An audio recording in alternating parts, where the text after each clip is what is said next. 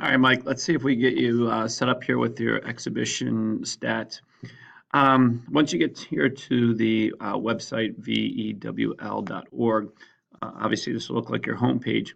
What you're going to do here, you're going to click down here in the bottom right where it says statisticians page. So we're going to click on there. And obviously you're going to have to type in your username and password. The league should have given that to you at some point in time. Once you get that typed in, you're going to click continue.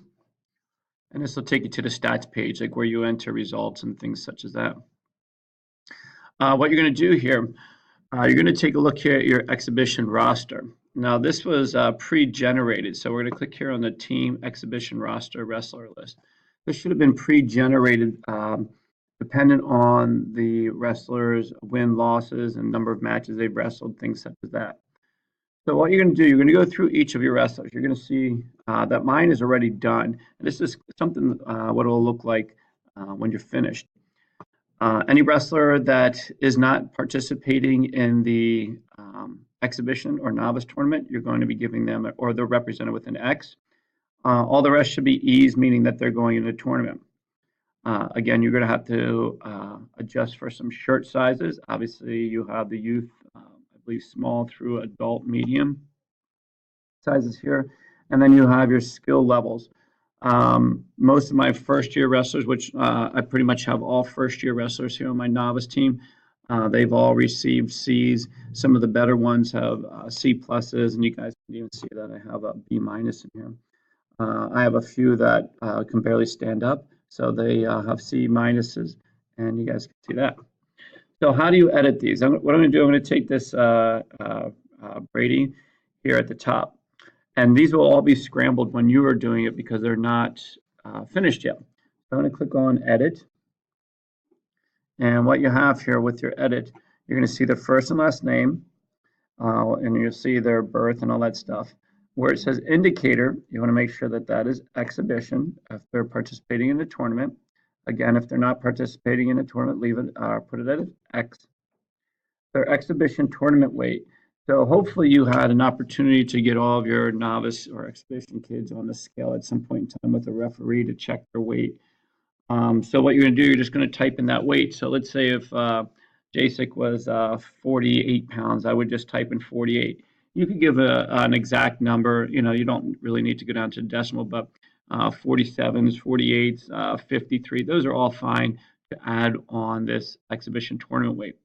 Remember, they're going to be placing a bunch of kids according to their weight class, getting them very, very close, and then also their skill level.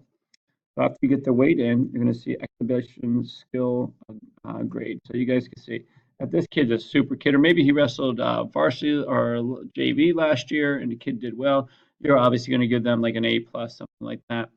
If they were like on exhibition last year, maybe they placed at the tournament, you're probably going to give them something here in the B's or the A range.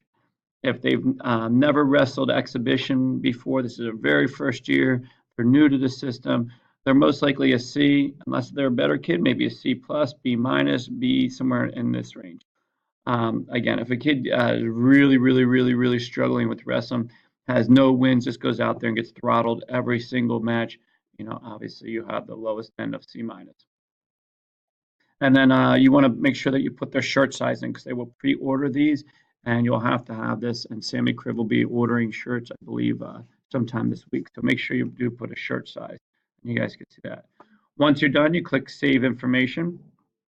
And yes, it does take a little while, so you're going to have to go back. Now you click back here click here to return to stats page.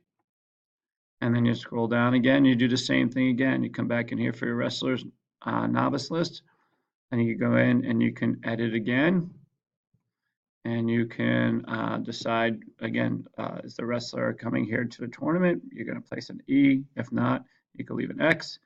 Again, their weight class, skill level, and shirt size, save their information. Okay, so hopefully that helps out. It's not a big deal, but a couple steps involved there. Something else you want to start checking as you go through this, and on your stats page here, you want to make sure that your JV and varsity kids are identified also. Like you could do this sometime later in the week, but if you go here to your team roster list, I believe it is, And you'll see that all of your kids are listed here. And you can see that I have exhibition, JV, exhibition, not participating. Get down here, you can see I have a varsity wrestler here in the V's, and so forth and so forth. If there's anything that you feel maybe is a change, let's say I have John Miller here. He didn't really win very many matches. He does have a few forfeits, but maybe, if I thought he was going to be a JV, I could click on the edit, and then my indicator I can adjust for JV. Now the computer will readjust this back to what it should be. So if you made a mistake, most of the time they would, like if you put a J here and they're supposed to be on varsity, the computer would generate that back to a varsity, or the league would go back and adjust for varsity. That's something to think about. If you make a change, just click your save. All right. As I said before, don't delete anything. So if you're in here, don't click on your exhibition roster list, and don't hit like your delete button on your keyboard. If you need to delete a wrestler, which you don't really need to because you just X identify them. If you needed to delete something, you could click this delete button here. But again, you really don't need that. Hopefully this helps you out. If not, give me a call. I'll walk you through again. Take care.